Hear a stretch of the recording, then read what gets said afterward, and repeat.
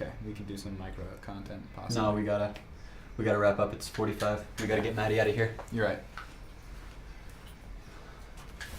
How's it going?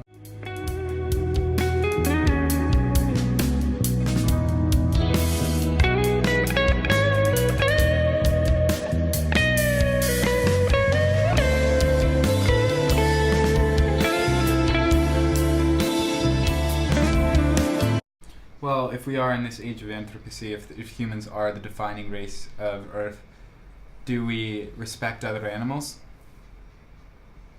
I think the answer to that is yes. Like, not because we have to, but because we can. And because it's going to make a bigger impact on us in the long run. Like right now, some of the biggest effects on our planet with regards to our atmosphere are the number of cows that we have, who are all farting and putting methane up into the air. Mm-hmm. And that's because they need to feed us humans. If we were able to produce that same quality of meat in a lab, not using animal resources, it would take less time to produce, overall healthier for us humans. No there nitrogen. There would be less loss of lives, and there would be less excretion and less pollution into our environment.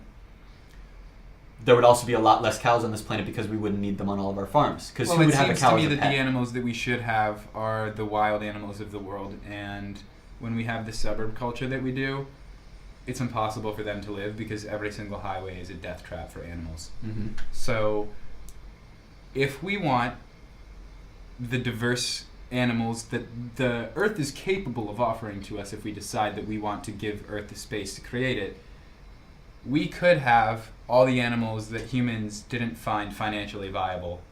And granted, a lot of them have become extinct, but when we think about what Earth must have been like before humans, every single farm town that you look at was once a wild jungle. And imagine how many different types of animals would have been around during that time period. Like, even just flying around as a bird, there's half as many trees as there once were. That has to make it way more difficult to migrate. And so you think of all of these little things that humans have done, and a little thing done a lot over a long amount of time creates a massive, massive change in the way that Earth is. And so any animal that you can imagine, their life probably has been changed as a result of humanity. In their lifespan? No, since 1,000, 2,000, 3,000, 4,000. Agreed. That's humans. why it's defined as the Anthropocene. Right. So we have a choice. We can choose to be the dominant species and take over the world and kill anything that isn't us.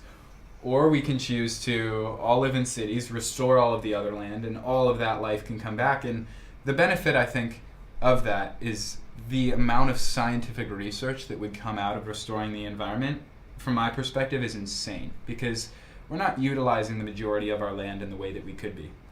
Cement sitting above a city, unless there's a building stacked up story on top of story, isn't really doing much utility for humanity. Rather, you're saying we could have a green space there, or we could just not have the concrete? If we could condense all 7 billion people of the world to 7 cities and preserve the rest for parks and food and land preserved for the future, I think that we would notice that our air was cleaner. We would notice that we were more efficient as a society.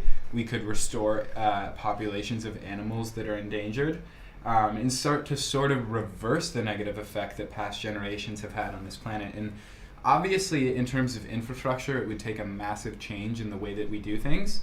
But I think that massive change is necessary if we actually wish to preserve many of the things that we enjoy about our Earth today.